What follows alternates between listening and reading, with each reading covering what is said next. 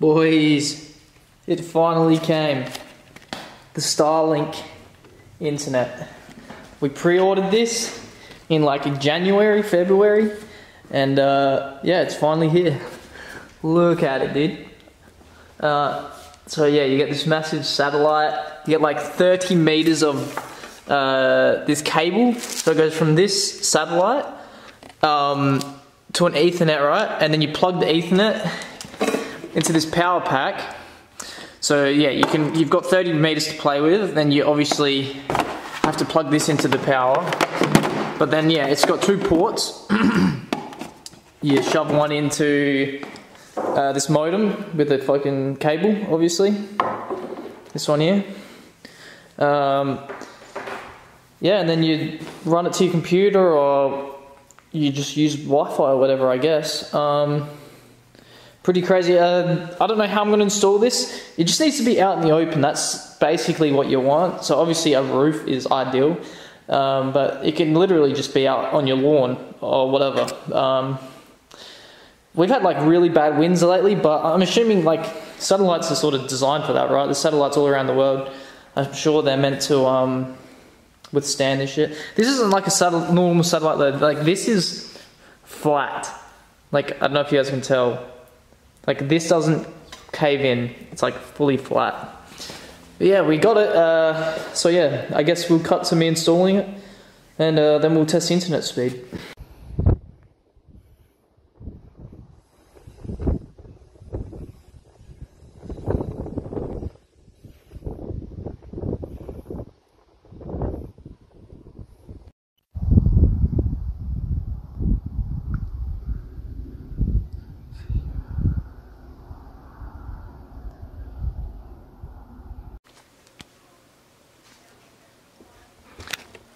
So we've got it run through the roof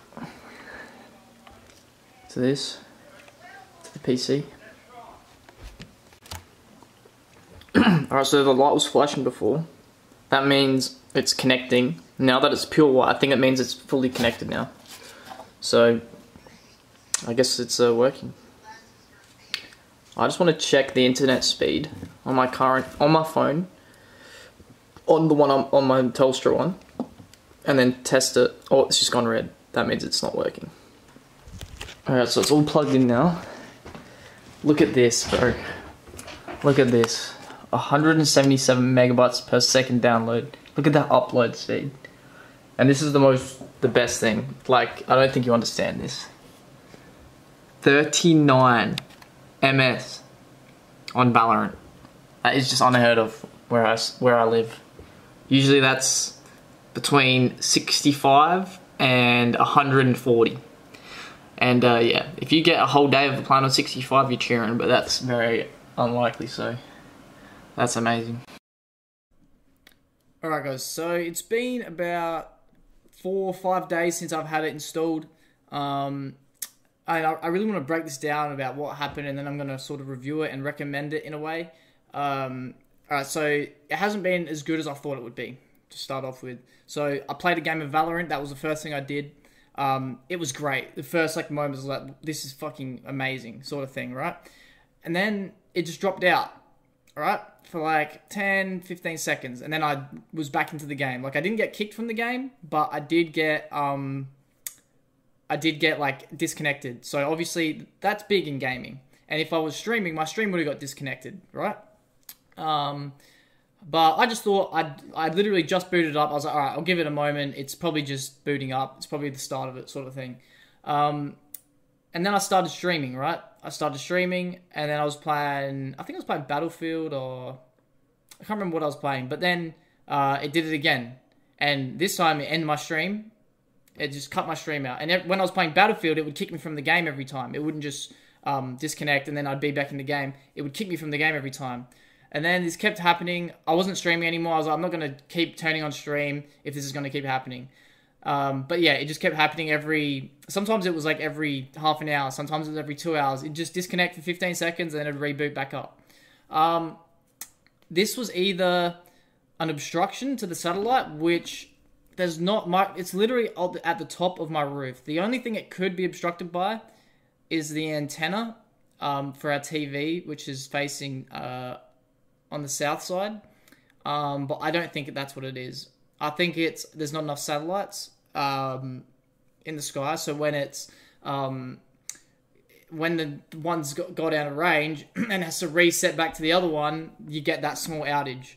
I did try download an app to help support this. It's called Speedify, and I'd got it so that during those 10 seconds, it would connect to my normal internet, my home one, Telstra internet. But I still don't think that would be feasible for streaming. It did help. It sometimes didn't kick me from the game if I used that, but yeah, that's not what I want the solution to be. I don't want there to be another app. Plus, this Speedify app was $15 a month. I'm like, I don't really want to be paying this, plus the Tesla internet, the Starlink internet, and obviously the internet here is still getting paid for by my parents, right?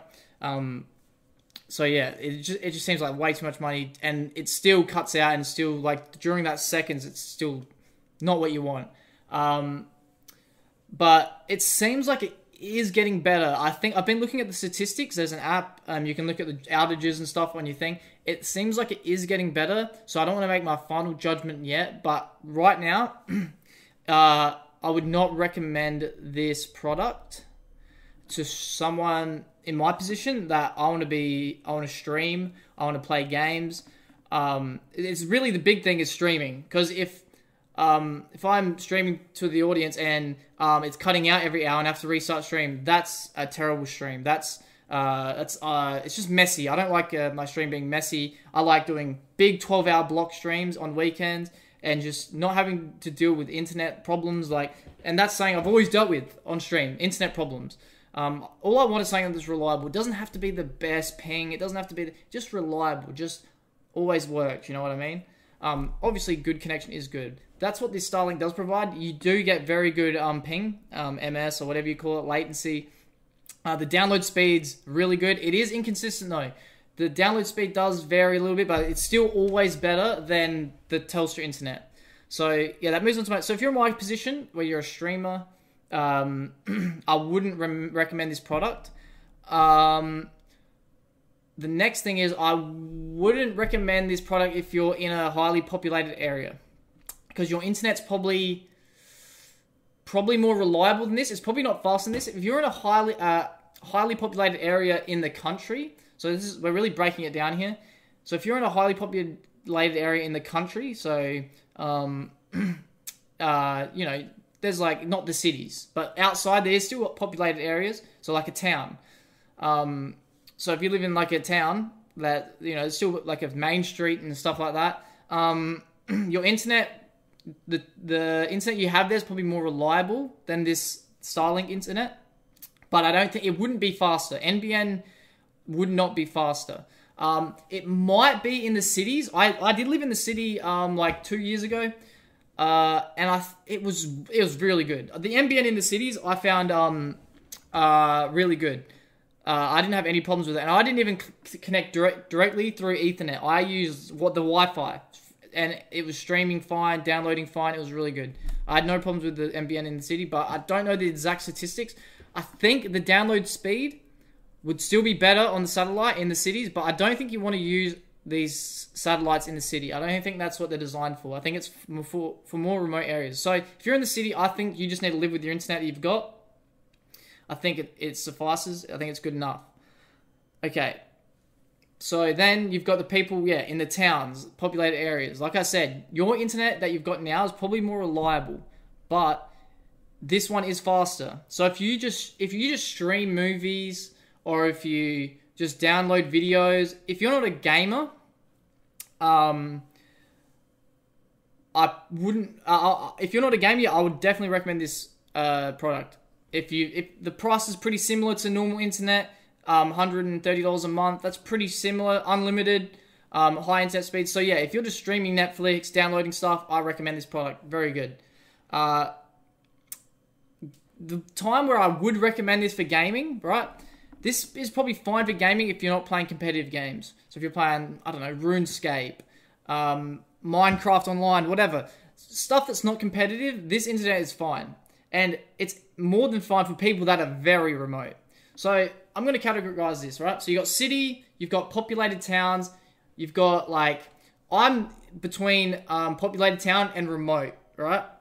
That's where I am. I'm in a very small town, and but like there is towns near me. But there is places in Australia that are very remote, and you're not going to get. You can get satellite internet, but it sucks. I think this internet, this is where this is really would be amazing. This product is very remote areas. You can still play competitive games. Don't get me wrong. Like if I lived out in the middle of nowhere, like literally freaking, let's say Ayers Rock, right? And this internet would be fine. Like you can play Valorant with your mates. You might get discounts sometimes, but you're still going to be able to play. You're going to have very good ping, and you're going to be like freaking thousands of kilometers away from everyone, which is amazing. So, someone in my position, if you're not a streamer, I would recommend it. If you're very remote, I would recommend it. If you're in a town, a populated town, your NBN's probably not that bad. It's probably decent. If you're not a streamer, if you're a gamer and still live in a town, I probably wouldn't recommend it. You don't want those dropouts. In the end of the day, you don't want those dropouts. And if there's an alternative, those dropouts, yeah, you're gonna avoid them.